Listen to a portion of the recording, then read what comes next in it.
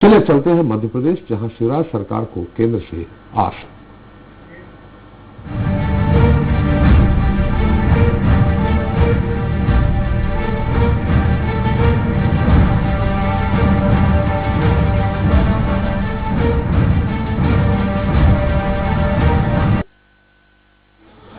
तो मध्य प्रदेश की शिवराज सरकार आर्थिक संकट के दौर से गुजर रही है। हालांकि इससे उबरने के लिए शिवराज सरकार एक बार फिर कर्ज लेने जा रही है। जानकारी के मुताबिक सरकार ने एक बार फिर बाजार से 1000 करोड़ रुपए का कर्जा लिया है। वित्त विभाग के नोटिफिकेशन के मुताबिक ये कर्ज विकास योजनाओं के लिए लिया गया है। वैसे इसके पहले भी शिवराज सरकार ने बीते साल 20 दिसंबर को खुले बाजार से 2000 करोड़ का कर्ज लिया था, जिसके बाद केंद्रीय वित्त मंत्रालय ने मध्य प्रदेश सरकार के लिए कर्ज लेने की लिमिट तय कर दी थी। लेकिन कोरोना की वजह से जिस तरह से बजट गड़बड़ाया है, क्या वो 1000 करोड़ के कर्ज से ठीक हो जाएगा? सवाल ये भी है कि राज्य सरकार की मांग के मुताबिक अगर केंद्र से उसे आर्थिक मदद नहीं मिली, तब शिवराज सरकार क्या करेगी? चलिए इसको लेकर चर्चा शुरू करते हैं। उसके पहले देख लेते हैं। वैक्सीनेशन के शुरू होते ही मध्य प्रदेश की शिवराज सरकार व्यवस्थाओं को बेहतर करने की कवायद में जुट गई है। सीएम शिवराज के साथ ही तमाम मंत्री और पार्टी के प्रदेश अध्यक्ष वी डी शर्मा राज्य के विकास के लिए नई नई रणनीति बना रहे हैं। इतना ही नहीं, प्रदेश सरकार को आस है कि कोरोना के चलते जिस तरह से बजट गड़बड़ाया है और धन की अपार कमी के चलते जो व्यवस्थाएं बिगड़ी हैं, उन्हें सुधारने के लिए केंद्र उसकी मदद करेगा। इसके मद्देनजर सीएम शिवराज दिल्ली का दौरा कर कई केंद्रीय मंत्रियों से मुलाकात भी कर चुके हैं। मुख्यमंत्री शिवराज सिंह चौहान ने सोमवार को दिल्ली में स्वास्थ्य मंत्री हर्षवर्धन, रक्षा मंत्री राजनाथ सिंह, परिवहन मंत्री नितिन गडकरी, गृह मंत्री अमित शाह और सूचना प्रसारण मंत्री प्रकाश जावड़ेकर से मुलाकात कर उनसे प्रदेश से जुड़े मामलों पर चर्चा की। प्रदेश की विकास योजना को लेकर सीएम शिवराज ने 5 केंद्रीय मंत्रियों से बातचीत की। दूसरी ओर प्रदेश के वित्त मंत्री जगदीश देवड़ा ने वीडियो कॉन्फ्रेंसिंग के जरिए केंद्रीय वित्त मंत्री से चर्चा की, जिसमें देवड़ा ने कहा कि केंद्र बिना किसी कटौती के मध्य प्रदेश को बजट की पूरी राशि दे। इधर केंद्रीय पेट्रोलियम मंत्री धर्मेंद्र प्रधान के भोपाल दौरे के दौरान बीजेपी प्रदेश अध्यक्ष वी डी शर्मा ने उनसे बातचीत की। इस दौरान राज्य के कई और मंत्री भी मौजूद रहे। देखा जाए तो मध्य प्रदेश के विकास को लेकर शिवराज सरकार पूरी तरह गंभीर है। इतना ही नहीं, राज्य के विकास के लिए 1000 करोड़ रुपए का कर्ज भी लिया जा रहा है। लेकिन खजाना पूरी तरह खाली होने की वजह से शिवराज सरकार को केंद्र से मदद की आस है।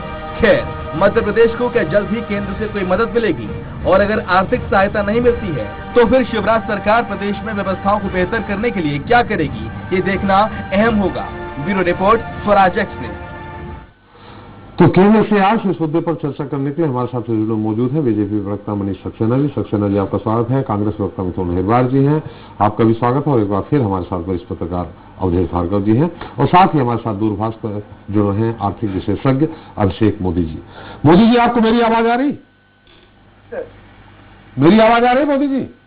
सर नमस्कार जी। नमस्कार मोदी जी। सबसे पहले तो ये कि हालांकि शुरुआत में जब शिवराज सरकार बनी थी तब उनका कहना था कोई खजाना खाली नहीं है, हमारे पास पर्याप्त पैसा है, विकास की योजनाएं जो हैं उनको पूरा करने के लिए उनके पास पर्याप्त पैसा है। एक बार फिर शिवराज जी की सरकार ने कर्ज लिया है 1000 करोड़ का।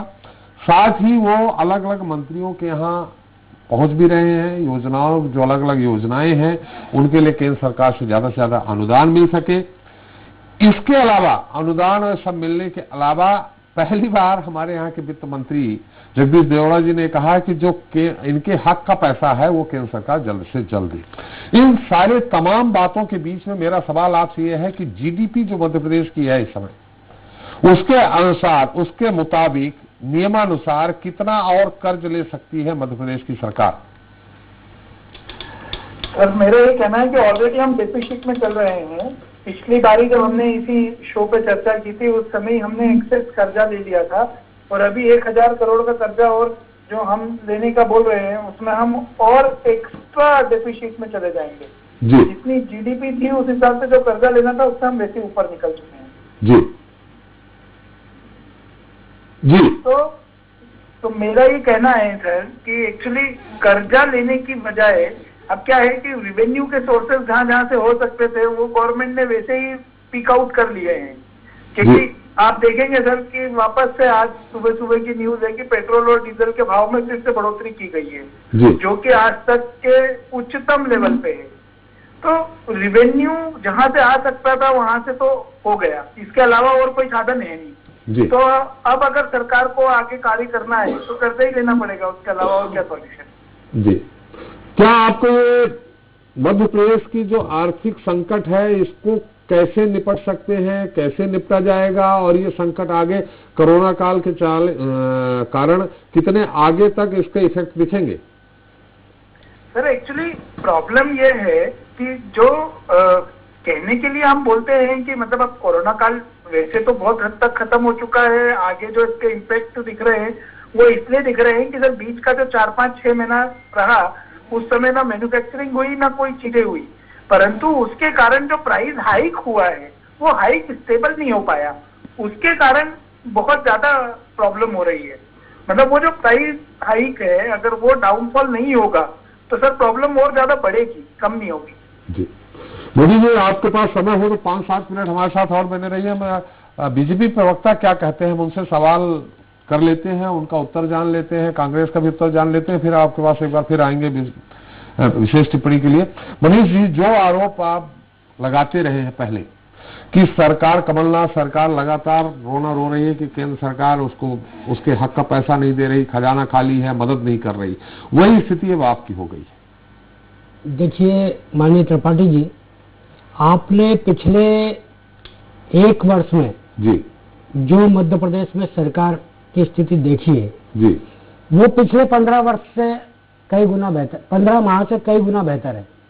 निश्चित रूप से जब हमारी पूर्व में भारतीय जनता पार्टी की सरकार थी और उसके बाद सरकार परिवर्तन मध्य प्रदेश में हुई जी, उसके बाद जो कांग्रेस की सरकार ने अराजकता का माहौल मध्य प्रदेश में किया, सरकार की जो तमाम कल्याणकारी योजनाएं जो मध्य प्रदेश के रोडमैप पे चलायमान थी, उसके साथ जो खिलवाड़ करके एक प्रायोजित ढंग से एक भ्रष्टाचार की एक परिकल्पना कमलनाथ जी के नेतृत्व में लिखी गई थी, उसके दुष्परिणाम मध्य प्रदेश की जनता ने भोगे हैं। इन 15 माह में जो त्राही मध्य प्रदेश में हुई थी, सवाल ये नहीं कर, सवाल ये कर रहे हैं आर्थिक जो कमलनाथ कह रहे थे, कमलनाथ सरकार कह रही थी खजाना खाली है, आप कह रहे थे भरपूर है हमारी योजना। हम तो आज भी कह रहे हैं कि खजाना खाली नहीं है। आपके वित्त मंत्री जी कह रहे हैं। वित्त मंत्री जी संभावनाओं को लेकर के केंद्र सरकार से मांग कर रहे हैं, और संभावनाएं भी वो जो मूर्त रूप ले चुकी थी, परंतु कांग्रेस की बदनीयत के कारण उन संभावनाओं में भ्रष्टाचार का दंश छिप चुका था, और भ्रष्टाचार का दंश जब उसमें लगा तो कांग्रेस ने केवल अपना विकास करने का प्रयास किया और योजनाओं को भट्टा बैठाने का प्रयास किया, परंतु निश्चित रूप से मध्य प्रदेश का सौभाग्य था कि 15 माह में इस कुशासन का अंत हुआ। फिर हमसे जो अपेक्षाएं मध्य प्रदेश की जनता की है, फिर मध्य प्रदेश की जनता को एक विश्वास भारतीय जनता पार्टी में दिखाई दिया है। उसके नाते माननीय वित्त मंत्री जी ने जिन संभावना का अध्ययन करके जो आपके समक्ष बात की है, और जिन योजनाओं में पैसे की कमी हो केंद्र सरकार से जो अपेक्षा की है, वो निश्चित रूप से विकास की डबल गति वाला चलिए जो रोड मैप है उसकी परिकल्पना है। आपने देखा होगा माननीय मोदी जी भी। मनीष जी, आपने कहा कि हमारा खजाना भरा हुआ है। आर्थिक विशेषज्ञ कह चुके हैं कि जीडीपी एक नियम होता है, जीडीपी के अनुसार जितनी जीडीपी होती है उसके अनुसार आप उतना कर्ज ले सकते हैं। आप उससे ज्यादा कर्ज ले चुके हैं, डेफिसिट में जा चुके हैं, आर्थिक विशेषज्ञ कह रहे हैं। बिल्कुल स्वाभाविक, हम इसलिए इस चीज को डिनाई नहीं करते। कारण क्या है कि जो पिछले 15 माह में जो मूल संरचना थी उससे जो छेड़छाड़ करके जो मध्य प्रदेश में एक बीमारी, जैसे पूर्व में जो सरकार दिग्विजय सिंह जी के नेतृत्व में बीमारी छोड़ के गई थी, वो उन्होंने निश्चित रूप से 10 साल में बीमारी छोड़ी थी, और कमलनाथ जी 15 माह में छोड़ गए। परंतु भारतीय जनता पार्टी की जो डबल डेकर सरकार है, डबल इंजन की सरकार है, वो हर बीमारी का मुकाबला करेगी, और आने वाले समय में आप देखेंगे कि नई रफ्तार के साथ फिर मध्य प्रदेश में विकास की सारी संभावनाएं मूर्त रूप लेगी। पक्ष विपक्ष की बात भी कर लेंगे। संक्षेप में मिथुन जी आप कहिए, फिर हम मोदी जी को धन्यवाद कह दें, फिर आप दोनों लोगों से वाद विवाद होता रहेगा। आप भी अपना कुछ पक्ष रख लें, मोदी जी से हम उस पर टिप्पणी ले लें। देखिए, सबसे बड़ी बात है अभी संभावनाओं को व्यक्त किया गया, मतलब मध्य प्रदेश कंगाल होने वाला है, इसकी संभावना भारतीय जनता पार्टी के अधिकृत रूप से अभी करी गई है। ये पहली बार हो रहा है कि भारतीय जनता पार्टी के वित्त मंत्री जो हैं वो केंद्र सरकार से मांग कर रहे हैं। हम लोग जब मांग करते थे कहते हैं साहब ये लोग तो विपक्ष में थे। सच्चाई आज ये है कि जिन 2 लाख किसानों को इलेक्शन के पहले इन्होंने किसान सम्मान निधि बढ़ा हुआ जो उसका अमाउंट था 10,000 रुपए वो दिया था, आज उनको डिफॉल्टर बता करके उनसे वसूली हो रही है। हमने देखा कैसे कोरोना काल में इन्होंने अपना कट काटा है, 10 किलो का आटा देंगे तो 3 किलो हम काट लेंगे साहब, वो वाला गेहूं देंगे जो जिसको जानवर खाने से मना कर दे। मध्य प्रदेश में मुख्यमंत्री जी जाते हैं केंद्र में, हमें उम्मीद थी कि केंद्र सरकार से कुछ मांग करेंगे। खबर क्या आती है साहब, तांडव पर आप रोक लगा दीजिए। वेब सीरीज पर रोक लगाने की मांग करने गए थे। ये तो मध्य प्रदेश के जीएसटी कंपनसेशन का 6,000 करोड़ रुपए से ज्यादा अभी तक मध्य प्रदेश को दिया नहीं गया। नरोत्तम मिश्रा जी ने पत्र लिखा था स्वास्थ्य मंत्री रहते हुए, 1200 करोड़ रुपए केंद्र सरकार से दे दीजिए, कोरोना से निपटने के लिए 12 रुपए नहीं दिए गए। उसके बाद आए दिन ये लोग कर्मचारियों को निकाल रहे हैं, सरकारी कर्मचारियों का इन्होंने डीए रोक लिया, एरियर रोक लिया, इंक्रीमेंट रोक लिया। उसके बाद भारतीय जनता पार्टी के लोग कहते हैं कि साहब हमारे पास पैसे की कोई कमी नहीं। अरे साहब पैसे की कमी नहीं है तो दबा के क्यों बैठे हो? आप जनता को दे नहीं रहे और मोदी जी आपको नहीं दे रहे। मोदी जी भी यही कह रहे हैं ना कि हमारे पास भी खूब पैसा है। केंद्र मध्य प्रदेश की सरकार भी यही कह रही है, वहां से गैस सब्सिडी बंद कर दी जाती है, यहां से बिजली की दरें बढ़ाई जाती हैं, दोनों जगह से मिलकर के अपना अपना जो शेयर है पेट्रोल और डीजल का उसको बढ़ा दिया जाता है। यदि आपके पास इतना पैसा है तो जनता की कमर क्यों तोड़ रहे हैं? जनता के पास पैसा नहीं है, आज जनता के पास नहीं है। आपके पास जो पैसा है उसको शेयर करिए। मैं आपको एक आंकड़ा भी देना चाहूंगा कि हमारी जो 2 सरकारें रही, बिल्कुल संक्षेप में कह रहा हूं, आपने सुना होगा कि 2 लाख करोड़ रुपए का कर्जा था जब ये लोग सरकार छोड़ के गए थे। आज कितना हो गया? 2,06,000 करोड़ रुपया। हमारी भी सरकार आई थी, हमने भी कर्जा लिया था, इन्होंने भी अभी 20,000 करोड़ के करीब कर्जा हुआ। तो मतलब उसके बाद भी 2 लाख करोड़ ही कैसे? इसलिए है क्योंकि 30,000 करोड़ रुपए का कर्जा हम लोग पटा के गए थे। हमारा विजन था आत्मनिर्भर मध्य प्रदेश, मध्य प्रदेश का कर्जा हम अगले पूरे 5 साल में पटा दें। इसके लिए पहली किस्त में हमने 30,000 करोड़ रुपए जमा किया था। और यदि मध्य प्रदेश को आत्मनिर्भर बनाने का आप जुमला दे रहे हैं तो केंद्र सरकार के पास जाके क्यों भीख मांग रहे हैं? आपको चाहिए कि मध्य प्रदेश को आत्मनिर्भर बनाए ताकि मध्य प्रदेश अपनी रिसोर्सेज के आधार पर इंडिपेंडेंट हो। मिथुन जी, अभिषेक जी, आपने दोनों पक्षों को सुना, अब क्या कहना है आपका? क्या तर्क सही है? किसका तर्क सही है, किसका गलत है? सर तर्क वितर्क तो सब सही है, अपनी जगह है जी। एक्चुअली जो फैक्ट है वो यही है कि अगर हमें मतलब आत्मनिर्भर बनना है या हमें मध्य प्रदेश का डेवलपमेंट देखना है तो उसके लिए रेवेन्यू मध्य प्रदेश को बढ़ाना पड़ेगा जी। रेदर देन हम इन सब चीजों पे जाएं कि मध्य प्रदेश में क्या हो रहा है, क्या नहीं हुआ, कैसे हुआ, वो सब चीज अपनी जगह है। अभी जो स्थिति है उस स्थिति में ये है कि सर हमारे पास रेवेन्यू के जो सोर्सेज हैं वो हम ऑलरेडी टच कर चुके हैं। मतलब आप गैस, पेट्रोल, इलेक्ट्रिसिटी, एलपीजी, जितनी चीजों से गवर्नमेंट जो रेवेन्यू ले सकती थी, जीएसटी, वो ले चुकी है। अब उसके पास इकट्ठा करने के लिए और कुछ नहीं है रेदर देन अगर वो एक इंडिविजुअल की इनकम ना बढ़ाए, मतलब जब तक वो ऐसा कुछ नहीं करती कि source of income Madhya Pradesh की डेवलप हो, जब तक सर मेरे को कोई डेवलपमेंट नजर नहीं आता। ये नितिन जी कह रहे हैं कि 30,000 का कर्जा कमलनाथ सरकार ने 15 महीने में पटा दिया था, जो कर्ज लिया था, इसमें कितनी सच्चाई है? एक किस्त गई थी सर 30,000 करोड़ की, वो तो ड्यू हो रही थी, इसलिए देनी पड़ी। अच्छा, ड्यू हो रही थी इसलिए। अब अगली इनकी मनीष जी की कब ड्यू होगी? सर वो एक्चुअली मेरे को देखना पड़ेगा, वो जैसे रेवेन्यू डॉक्यूमेंट से पता चलता है तो उस समय जो अपने किस्त की इंस्टॉलमेंट थी वो ड्यू हो रही थी, इसलिए चुकाना पड़ी थी। वो बहुत उस पे था, मतलब नाक का सवाल था, इसलिए देना पड़ा। चलिए, रडार पे थे इसलिए। तो बहुत बहुत धन्यवाद अभिषेक जी आपका हमारे साथ चर्चा में शरीक होने के लिए। जी अभिषेक जी, अब आपकी टिप्पणी चाहिए। भार्गव जी आपकी। देखिए, जब प्रदेश में सरकार बदली थी और कांग्रेस की सरकार आई थी 2018 में जी, उस समय भारतीय जनता पार्टी के कार्यकाल में जो वित्त मंत्री थे जयंत मलैया जी, उन्होंने खुला बयान दिया था कि कांग्रेस अपने वचन पत्र को कैसे पूरा करेगी, क्योंकि खजाना तो खाली है, खजाना तो खाली है जी। तो यानी भाजपा ने 15 साल में खजाना खाली कर दिया था जी, और इसलिए वो कह रहे थे कि कैसे करेगी। वर्तमान में अगर अनुपात में देखा जाए तो 15 महीनों में कमलनाथ सरकार ने जितना कर्ज नहीं लिया और उससे कम कार्यकाल में भाजपा ने उतना कर्ज नहीं लिया है, ले लिया है, सॉरी, उससे ज्यादा कर्ज ले लिया है।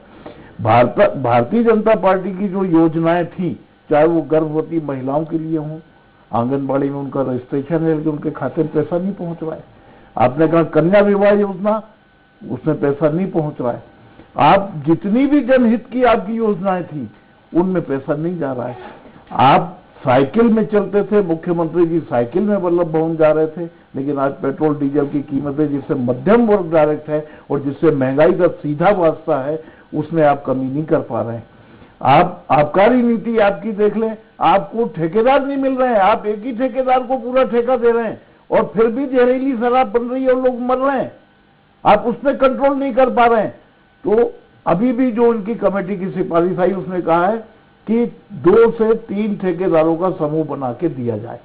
तो आप छोटे लोगों को रोजगार नहीं, इसी भारतीय जनता पार्टी ने शुरू किया था कि 2 लाख रुपए में हम दुकान का लाइसेंस देंगे शिक्षित बेरोजगारों को, और दिया था। आज वो बड़े बड़े ठेकेदारों के पास, यानी मध्यम वर्ग की आर्थिक स्थिति ठीक हो, आप कोई ऐसी योजना नहीं ला रहे हैं, आप वो योजनाएं ला रहे हैं, आप घोषणाएं कर रहे हैं। आपने कहा हम किसानों को ये दे देंगे, हम मजदूरों को ये दे देंगे, आपने स्ट्रीट वेंडर को लोन देने का कहा उनकी आर्थिक स्थिति सुधारने के लिए। आज आप केंद्र की तरफ आस लगाए बैठे हैं, आप मनुहार कर रहे हैं, आप हाथ जोड़ रहे हैं।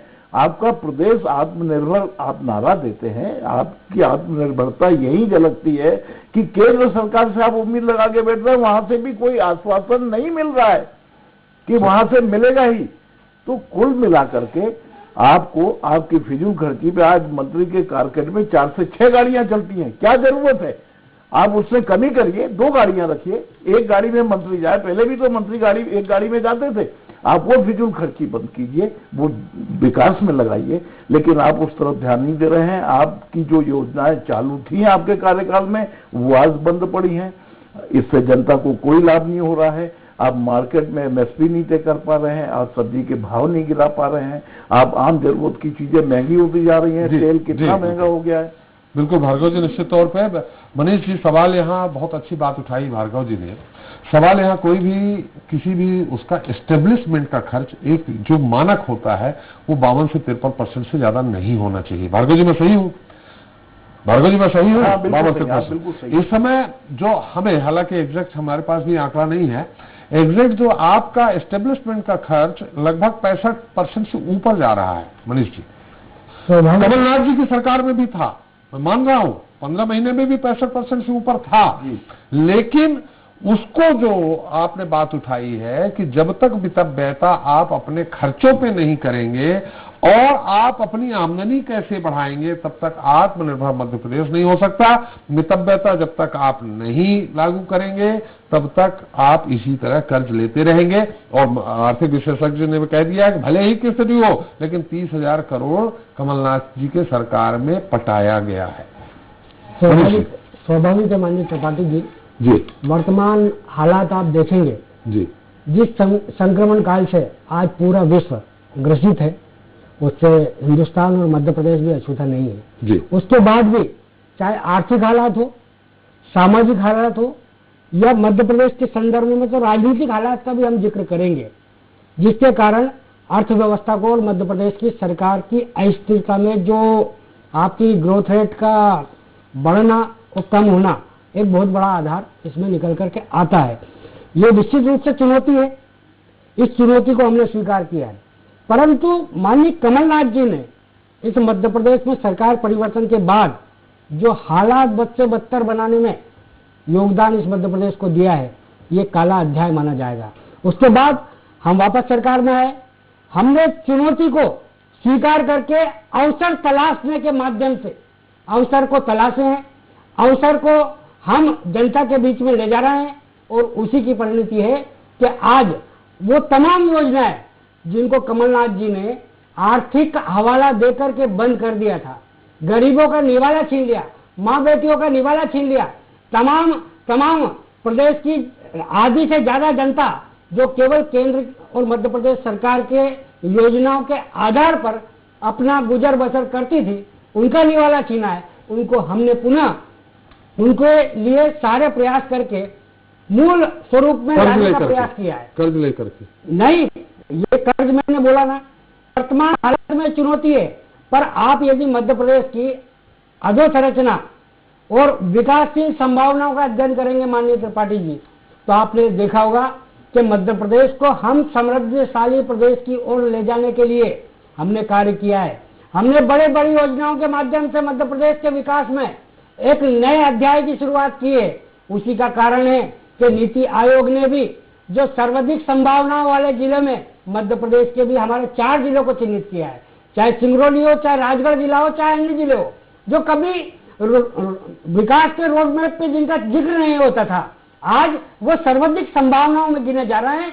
तो ये मध्य प्रदेश सरकार की उपलब्धि है माननीय त्रिपाठी जी। मिथुन जी कुछ कहना चाह रहे हैं? बहुत कुशल प्रवक्ता है मनीष सक्सेना जी। नीति आयोग में प्रवक्ता सारे कुशल हैं, आप भी कुशल हैं। नहीं बिल्कुल और इनकी काबिलियत देखिए कि जिन राज्यों जिन जिलों को सबसे पिछड़ा नीति आयोग ने बताया, उनको इन्होंने कहा कि उनमें विकास की बहुत संभावना है, विकास की बहुत संभावना। बिल्कुल बिल्कुल आपकी मैं तारीफ कर रहा हूँ साहब, बिल्कुल संभावना है, क्योंकि पिछड़े हैं इसलिए संभावना है ना। और आपने एक शब्द का प्रयोग किया, आपने शब्द का प्रयोग किया समृद्ध मध्य प्रदेश। मतलब समृद्ध तो आपने 2018 में बना दिया था, उसके बाद तो आप स्वर्णिम बनाने चले थे। अब कह रहे हैं हम समृद्ध मध्य प्रदेश की ओर जाने का प्रयास कर रहे हैं। तो जब आप चुनाव में होते हैं तब आपकी वाणी कुछ और होती है, अब अलग है। आप ही के चैनल पे त्रिपाठी जी कल डिस्कशन हो रहा था, आजाद मध्य प्रदेश में 1956 के बाद से पहली बार ऐसा हुआ है कि इंक्रीमेंट नहीं लगा है। आज ही के अखबार में खबर छपी है कि कोरोना वॉरियर्स को 9 माह से इन्होंने तनख्वाह नहीं दी, निकाल दिया, ये अलग बात है। जिनमें से जो लोग लगे हुए हैं उनको 9 माह से तनख्वाह नहीं दी है। मध्य प्रदेश सरकार के पास आज जो उसका सैलरी बिल होता है, वो सैलरी बिल देने का पैसा नहीं है, ना मध्य प्रदेश सरकार के पास है ना केंद्र सरकार के पास है, दोनों तरफ। आप तेल की बात कर रहे थे, मुझे बड़ा दुख हुआ, मैं 2 दिन पहले तेल खरीदने गया था, जो 15 लीटर का तेल 1400 रुपए में आता था, आज वो 2100 रुपए तक पहुंच गया। ये सारा पैसा कहां जा रहा है? ये सारा पैसा जा रहा है, भारतीय जनता पार्टी के लोगों ने साफ कह दिया कि हमारे पास तो खूब पैसा है पर जनता को नहीं देंगे। कहां जा रहा है? ये जो विधायक खरीदी में इन्होंने पैसा इन्वेस्ट किया था, अब उसको ब्याज समेत वसूल कर रहे हैं, जनता को नहीं दे रहे हैं। अपना जो इनका एक एक्सचेकर है, एक अकाउंट है, उसमें सारा ये पैसा जा रहा है, क्योंकि जनता को कुछ नहीं मिल रहा है। ऐसा अकाउंट है जिसका काल्पनिक बात नहीं है, सीधा आरोप है।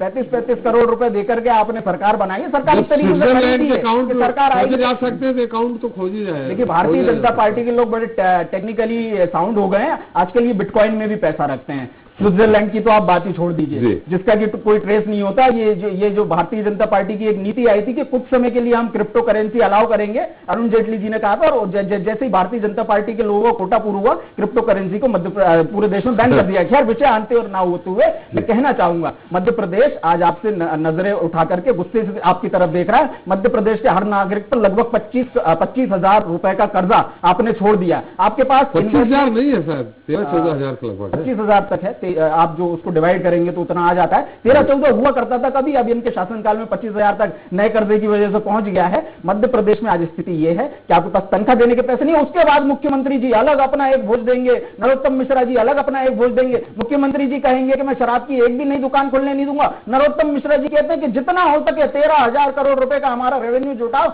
जितनी नई शराब की दुकानें हो सकती है खोल दो, जीएसटी बढ़ा दो, सैनिटाइजर जी। नरोत्तम मिश्रा जी आबकारी मंत्री नहीं है। नरोत्तम मिश्रा जी ने कहा है ना, आप होने का तो वो गृह मंत्री हैं, लेकिन गृह मंत्रालय को छोड़ करके दुनिया का कोई भी प्रश्न आप उनसे पूछ सकते हैं। कभी भी प्रदेश की कानून व्यवस्था पर उन पर जवाब तो आता नहीं है। कोई बेचारा हिम्मत करके पूछ लो, उससे कहा जाता है कि तुम राजनीतिक प्रश्न पूछो। नरोत्तम मिश्रा जी हर मुद्दे पर अपना बयान देते हैं, अपने आप को पैरेलल सीएम वो समझते हैं।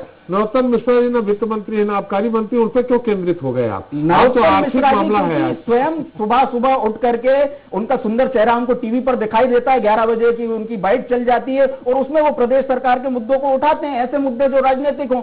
उन्होंने कहा है, उन्होंने ये बात क्यों उठाई? यदि वो वित्त मंत्री नहीं है, यदि वो आबकारी विभाग नहीं देखते हैं, ये उनका कहना है। मतलब ये एक दिशा दिखाता है कि वो मुख्यमंत्री बनने के उसमें भी है और प्रदेश में नया इन्वेस्टमेंट किस तरीके का आने वाला है उनके मुख्यमंत्री संभावित काल में, इस तरफ भी इंगित कर रहे हैं। भारतीय जनता पार्टी के लोगों ने भी कहा कि राजनीतिक अस्थिरता हो गई थी, इसलिए हो गई थी, अब तो और होगी। सिंधिया समर्थकों को बड़े पैमाने पर निगम मंडलों में जगह दी जाने वाली है, वहां जम के फिजूल खर्ची होगी और भारतीय जनता पार्टी की जनता देखती रह जाएगी। वो भाजपाई हो गए। नहीं, ये तो आने वाले समय में हमको पता चलेगा। मेरे ख्याल से सारे डोमेन में यही डिस्कशन थी कि भाजपा की कार्यकारिणी में एक सिंधिया समर्थक को जगह दी गई है। अगर वो सब भाजपा के लोग होते तो ऐसा डिस्कशन तो क्यों हुआ था? सिंधिया समर्थक नहीं बचा, ये कांग्रेस में है कि ये राहुल कांग्रेस से हैं, कि देखिए, सोनिया कांग्रेस से हैं, कि प्रियंका कांग्रेस से हैं, कि कमलनाथ कांग्रेस, ये कांग्रेस में बटा रहता था। कांग्रेस में तो जितने हैं सब हाथ के पंजे को फॉलो करते हैं, लेकिन भारतीय जनता पार्टी जो कहा करती थी हमारे अंदर बीमारी नहीं है, वहां भी एक सिंधिया गुट आ गया, वहां भी एक नरोत्तम गुट आ गया, वहां भी एक प्रभात झा गुट आ गया, वहां भी एक उमा भारती गुट आ गया, वहां भी एक गोपाल भार्गव गुट आ गया है। अरे इस गुट के चक्कर में तो आपकी सरकार चली गई, 3 गुटों में से एक गुट चला गया, सरकार अगर इन्होंने सरकार खरीद ली और गुटबाजी जैसी एक कोई बुराई इनके अंदर आ गई है, तो अब भारतीय जनता पार्टी को चाहिए कि अपनी बीमारी से खुद को निकालें।